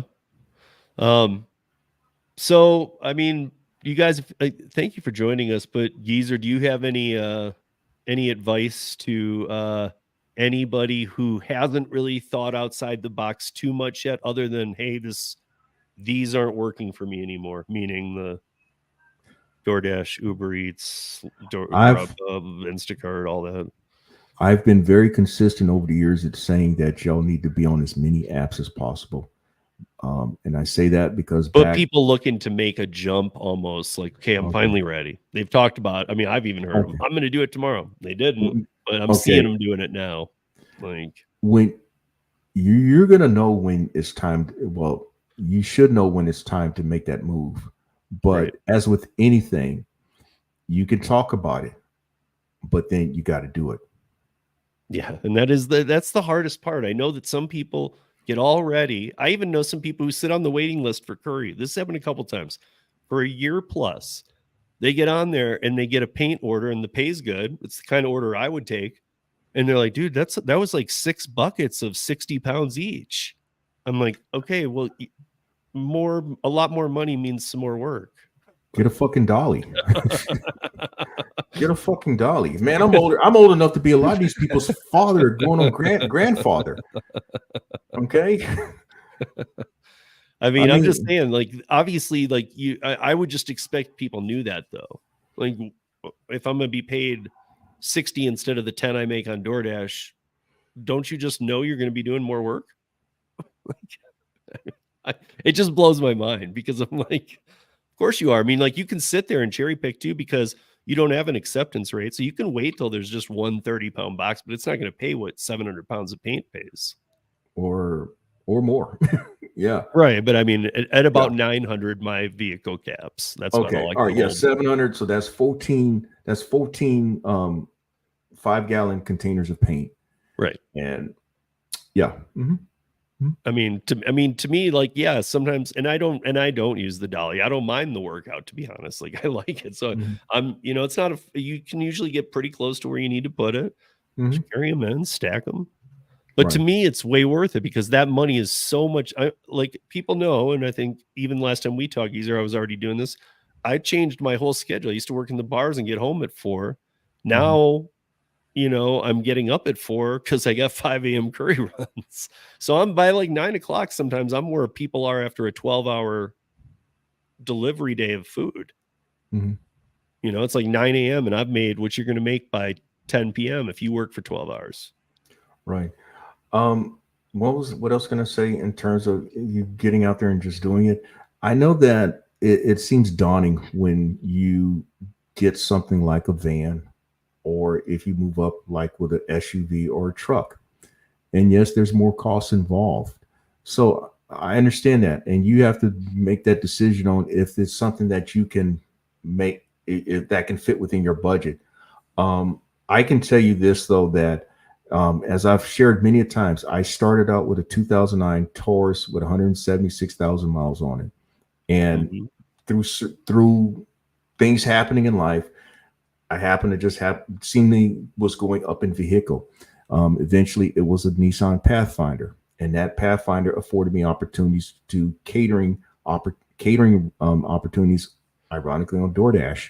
But also, for a while, I was doing stuff for Federal Express with their personal vehicle program. Then, when I traded out of the Pathfinder into the F-150, it also, I was on some catering apps, delivered, and delivered approached me with being able to do larger orders. Once I showed them that I had the vehicle capacity and I had, of course, all the catering bags that were asked for. So when I decided to do the van, I happened to be in a position to make a really big move. And you can go through the Geezer archives about what I did and some of the things that I had put out there leading up to my decision of getting a van. So yes, I get it. The next move for me would probably be me having to put myself in a position for another piece of equipment, like another van or a box truck. It'd be the same type of decision making involved. So when you make that decision, just know what try to at least do your homework to have some idea of what you're getting into, but also perhaps what you may want to do is, if you're at a certain level of income, know what your expenses are going in. You're not going to always know all your expenses. You can ask all the questions though, but try to at least understand what your breaking point is going to be. I've talked about a lot of things very quickly though, but your breaking point is going to be the intersection of your expenses and income. So you're also going to want to know that too, or anticipate what that is. But also, you will be able to still, I mean, if you do up a vehicle size, like Tony and I do in a van. If you guys know Tony's content, the Driven Dad, he does a lot. He does a lot more catering even than me, but obviously a lot more food. That can all be on with the van too, to just look at large orders and for, now you're just fishing for the big stuff on those too. And you can add more apps. So, I mean, yeah, you can multitask with the vehicle, particularly with a van. I mean, I've multitasked with a last mile delivery opportunity with a catering opportunity. I've multitasked with a last mile opportunity with a brokered opportunity. I had a pallet. In fact, a couple of weeks ago, I had a pallet going to Atlanta airport, and then I stopped off in Greenville and got 14 or 15 5-gallon canisters of paint. Dropped those off and went on to Atlanta. So yes, it's all in what you make of it. Some Bordura subscribe. Yeah, guys, I put the link in there. Make sure to subscribe. Thanks, y'all. Thanks. But thanks everybody. And thank you, Geezer, for joining me, because I think that if you guys remember, I'll leave us with this. And you might not, because it wasn't a last mile, but if you watch the roundtable too, Geezer was on the roundtable. And he put one of the best questions out there to all of us. And we actually had a great discussion about it, because he was like, I remember this specifically. Are we glamorizing things too much? And I was thinking, I don't, I'm thinking to myself, like, I don't, because I always tell people, listen, this is what I made. This is how I hustled. This is what happened. A bad day is going to get said, but I know that I'm not even saying people do it intentionally, but I started thinking out like about a lot of channels, and I'm like, a lot are, I'm not even thinking they're doing it intentionally. Probably are, and especially if you're like, I can't tell you how many people I still talk to, and guys, I'm not even telling you this is my opinion. This is a fact. I'm sorry. But if I had somebody up in Seattle telling me how much they hate up the pay now legislation, because that was supposed to help gig workers and all this stuff. And now he said, this email came in 2 days ago. He said he worked 43 hours on DoorDash last week. So he knew how to break this down. He said, out of those 43 dash hours, I had 3 active hours. He doesn't multi-app. That's all he did. He made like $48. Wow. So my point is some people say to me, I only dashed 3 hours last week. No, you dashed 43. Yeah. Yeah, we've talked about that. Do it that way. You got to do it that way. Steve, Badora, I had a question about minivan or like the Ford Transit Connect. I have used this, and I've used this statement: size equals money. Now you can get a Transit Connect, but you're also going to be limited. You're going to be limited in capacity in terms of what you can haul. But I know my actually getting a van was because of my meeting a guy who had a van similar to the Transit Connect, and he's done okay, But I just know from experience that if depending on what you're looking to accomplish, if you're just doing like around the town stuff, maybe the light curry stuff, maybe the certain roadie orders, of course the catering order opportunities, a Transit Connect may work for you. But if you're really looking to step it up and all, you would need to get you at least a long wheelbase Sprinter van with at least a medium roof.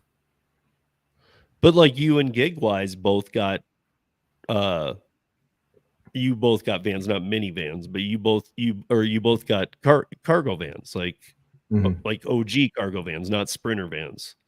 So Well, those work too. mine is considered Sprinter based on the Oh, build. yours is okay. Yeah, the cargo vans are your square shape, squattier. Right. Those are your Like cargo. the Sprinters get like thinner. Yeah, right. Mhm. So, but I mean, like both, but I know that, and I know it's not every one of them, but I know that Gigwise's van fits 2 pallets, and Yes. that's what a Sprinter gets too, right? Yeah. The medium roof, two pallets. Your long body high roof is going to get you 3 pallets. Badura, I'm going to give you another. Yeah, sort of. I'm going to give you another person's website. Steve, you can write this down, type it in for Yeah. me. Look up Tony Ruiz, Ruiz. Tony is out of New Jersey. He has actually 2 vans, and he has a contract though, but he has the E150 van, but then he has a Connect van, and he talks about his Connect van all the time. So that's a tangible example of somebody with the Connect van. Mm-hmm. So I'm just out of curiosity, what did the big boy mean? Well, Transit, it's the larger size van. It's the ones. Oh, there's more than one. Okay. Well, the Transit thought van is like mine. I mean, if I'm trying to give you a good example. If you've seen the Amazon delivery vans, typically, Right, okay. if it's the Ford van, that is the Transit 250 van that they have. The blue ones. Right. And they either have they have the long body or the long wheelbase. Most have the high roof or medium roof van. So yeah, it's the full size version of the Transit Connect van. So is the wheelbase often a issue that's not fitting pallets correctly? No, it's the body size. The wheelbase is the same on at Okay. least with the Ford and even with the Dodge Ram. The wheelbases are the same. It's the body. It's Okay. the longer body gives you the capacity to handle that extra pallet. Sure. Yeah. I mean, you guys, it is a big jump. I mean, if you've been doing DoorDash in a Mhm. I don't even know, like something that runs. But the 150 Transit is the short wheelbase. You don't want to, you're wasting your money if you get the 150 Transit. You want to 350 Transit has a little more payload capacity, but it's the same as the Transit, the 250 Transit that is. But I mean, like, what is the price difference? I mean, I know it's Yeah, like, well, yes. new, used, whatever, but like 150 to 350, how much are you jumping up? A lot. Yeah, significant. Okay. Mhm. So yeah, I mean, it's obviously, guys, this would be something where if you're going to do it, you're going to learn something about how much these cost. I did. So, I mean, yeah. and then if you're looking at used ones, like, I don't know what to tell you. Like, cause I was looking at used ones and thinking, man, I don't know that I want to dive into this. And especially any used car I've ever bought has been, it's like 2,000 at most. So it's like, this is a lot different of a game. And I haven't had one before. So I don't want to get into all the problems right out of the gate. Dave's asking a question. His truck has gross vehicle weight of 6,800. His trailer is registered. That's 4,000. So total vehicle weight is over 10,000. Should I lower my rate to 3,200?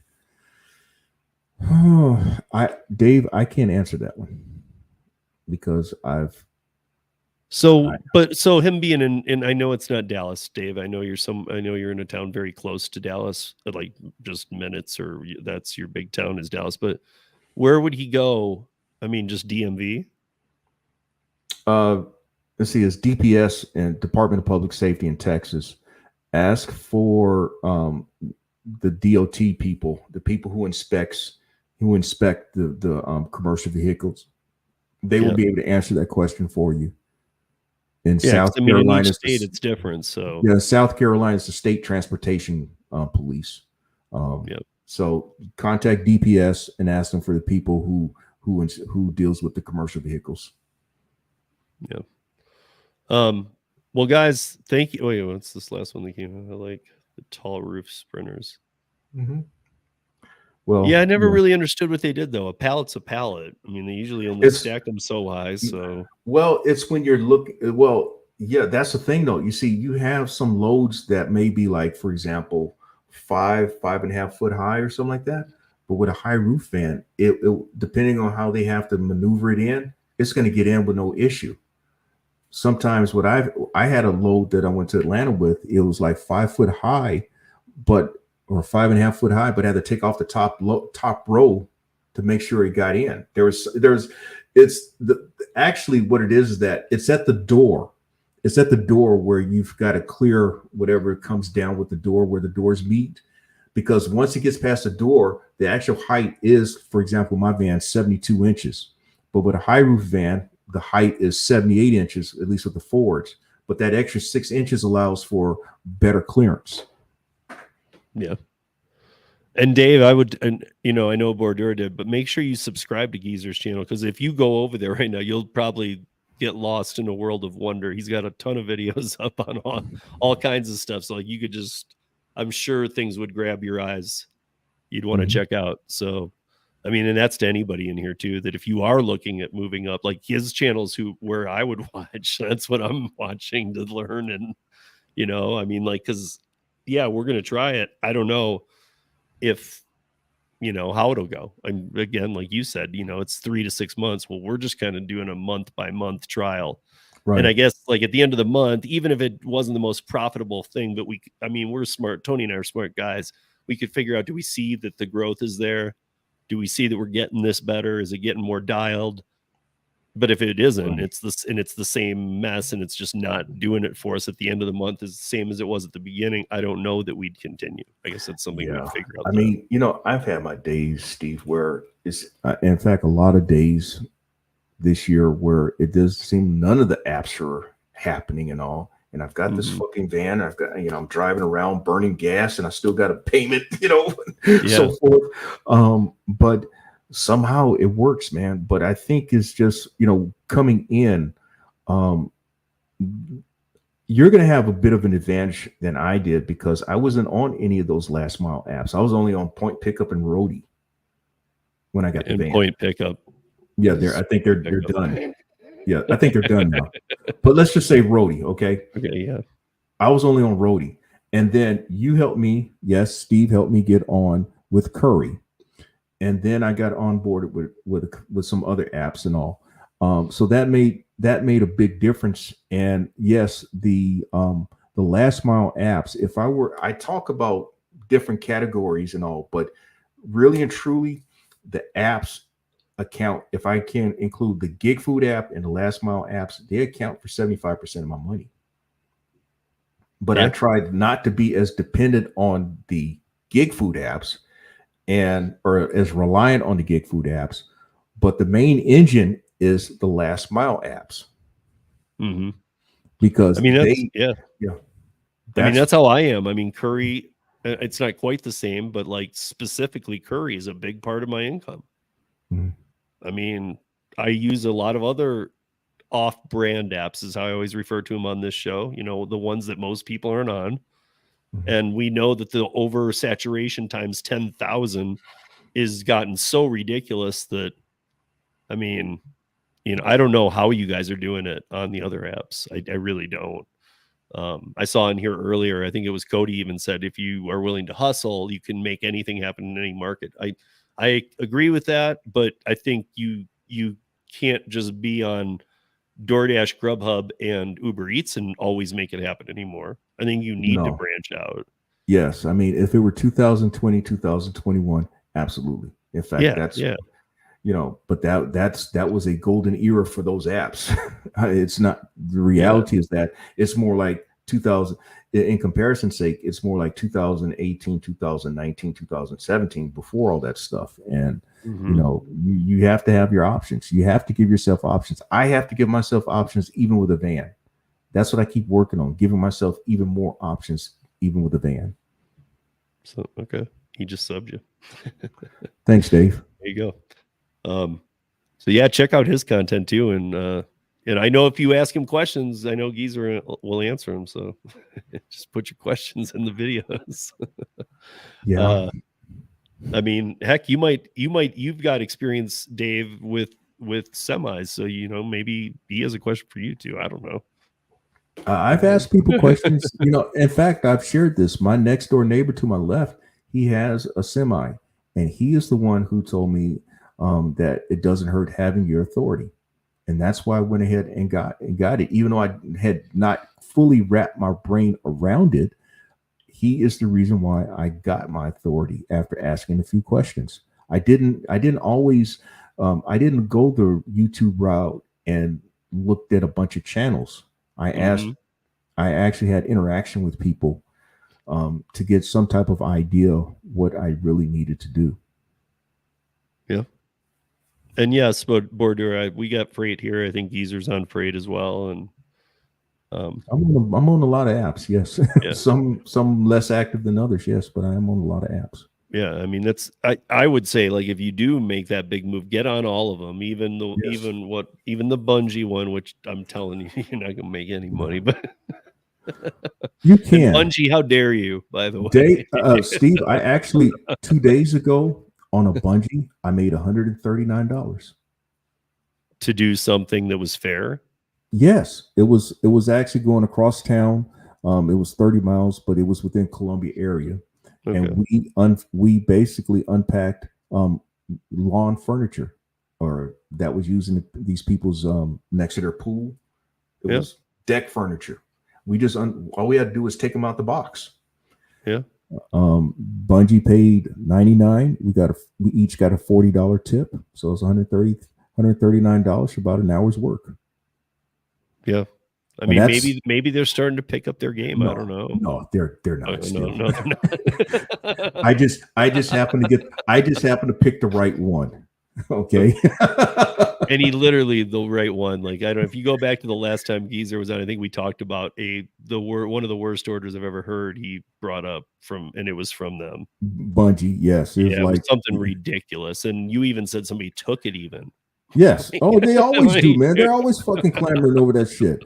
I mean, $50 duos. So each person gets $50, and they're handling 2,400 pounds. Mm-hmm. Yeah. I don't know who does these, you guys, but if you're listening to this, please stop. I know you think you're making money, but you're not. You're just breaking your back. That's all. Yes, man. And these apps don't give a shit if you fuck up your back or your arm or your shoulders or your legs. They don't give a shit. There's always somebody out there. We'll just find somebody else. You know? Yeah. I don't know. I think that some of those that I see and I'm like, dude, how did that get taken? It blows me away because I mean, it's like DoorDash paid move like thousands of pounds. Even your beloved Curry. If you were to fuck up your back with Curry,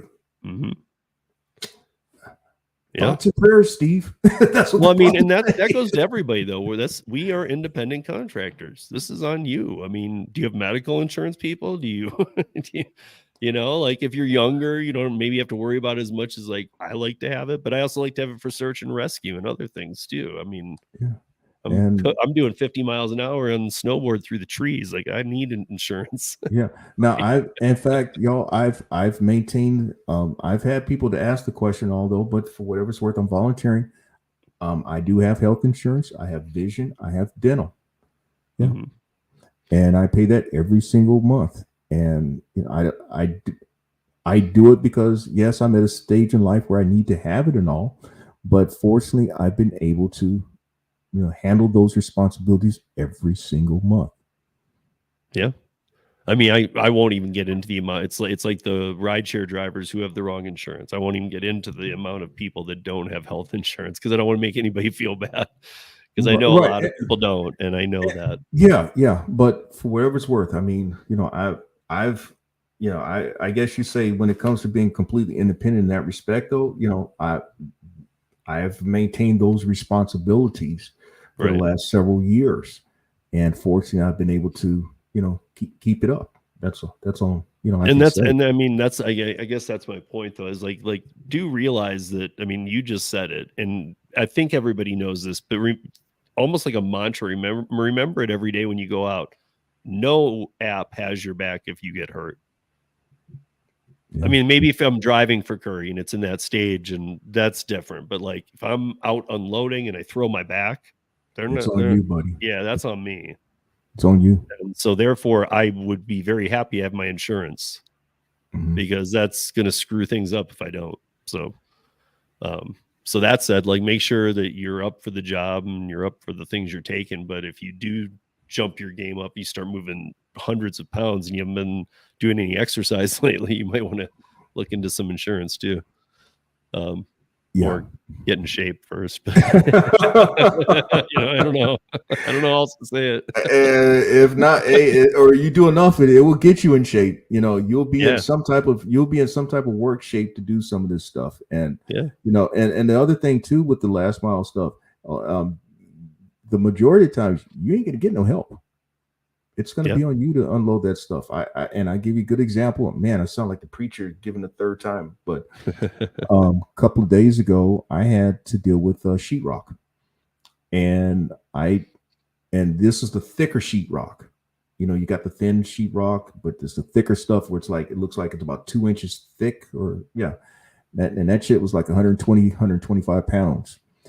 And I had no help getting that out of my van, but somehow I figured out a way to maneuver it to where I get it, put it next to the building. And when somebody did come out, it was like, oh, it's too late now, man. I don't need your ass now. Fuck you. So I was heading on, but that's just another example. I mean, you're gonna handle some heavy stuff. The paint, that's 50 pounds each. Those sacks of cement are 50 and 60 pounds. If you deal with certain tile shop orders, those boxes of hardwood are not there. It's not carrying your notebook. No. And it's not carrying a McDonald's bag either. Yeah, or a salad or French fries or something like that, man. No. Yeah. I mean, but again, I just go back to looking. I would rather make more money. I don't mind hard work. So if you don't mind hard work and you're doing the gig economy, you should be trying to optimize the pay to the T. That's my view. Yeah. I know some people feel comfortable in the DoorDash app, but are you if you're not getting paid? I mean, who cares how comfortable you are on it if you aren't making anything? So I mean, like that's why, and each person is own. Again, you can be on Curry and you can pick and choose, but a lot of the good pays are going to be little work. Right. So, but yeah, thank you everybody for joining. Thank you, Geezer, for joining. Hey, Steve, thanks for inviting me. The funk always keeps on, man. The funk lives on. That's right. Yeah, and if you guys don't ever listen to Funkadelic or Parliament or George Clinton, do while he's still alive. Yeah. And I'm not saying he's passing anytime soon, but he's getting old. Yeah, he's 82 years old. Yeah. Yeah. Don't let that pass you by, because that's something everybody should be familiar with. It's not just knee deep, y'all. It isn't. But with that said, you guys have a good evening, and we'll see you back here next week. Steve, thanks, man. Mm-hmm.